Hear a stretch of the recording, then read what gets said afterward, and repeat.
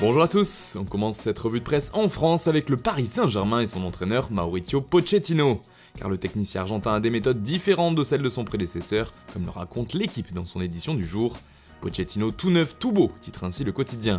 Arrivé il y a 3 semaines au camp des loges, celui-ci détonne en coulisses, notamment en l'entraînement, où les séances seraient bien plus intenses que sous Thomas Tuchel. Personne n'est exempté, ni Neymar ni Mbappé, alors qu'ils avaient tendance à faire ce qu'ils voulaient avec le coach allemand, surtout à la fin de son aventure à Paris selon l'équipe.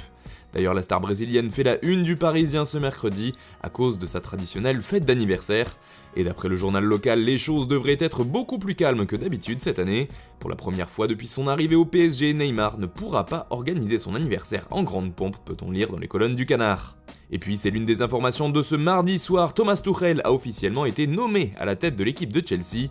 À peine parti du PSG, il a déjà retrouvé du travail et pas n'importe où.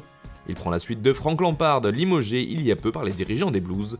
L'entraîneur allemand a parlé de sensations incroyables que d'entraîner cette équipe, affirmant qu'il avait hâte de rencontrer ses joueurs et de participer au championnat le plus excitant du monde. Forcément, sa nomination fait la une de nombreux tabloïds d'outre-Manche, comme avec le Daily Mirror, qui voit déjà un super Tommy.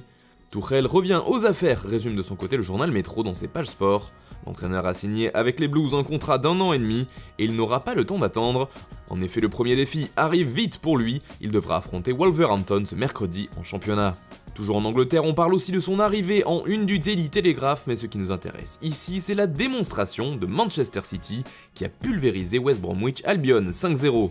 Les Sky Blues n'ont fait qu'une bouchée de leur adversaire et sont désormais leaders de Premier League, avec un petit point d'avance sur le rival Manchester United. Pour le quotidien anglais, c'est un paradis bleu pour les hommes de Pep Guardiola.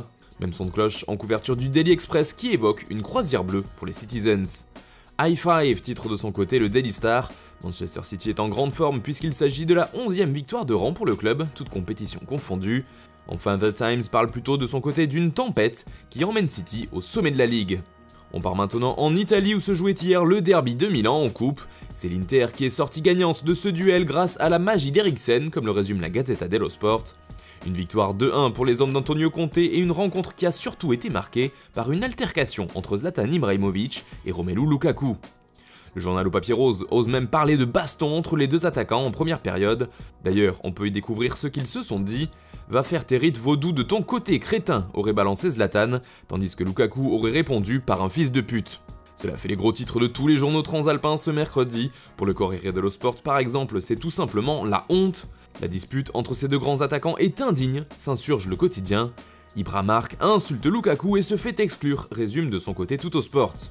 L'information fait même la une de la dernière heure en Belgique, qui voit plutôt un terrible clash. En Espagne, le Real Madrid fait parler, en particulier sa politique de prolongation. En pleine période de crise, les merengues sont durs en négociation et ne proposent pas de salaire à la hausse, au contraire. C'est à prendre ou à laisser, résume ainsi Marca, qui qualifie cette politique d'inflexible.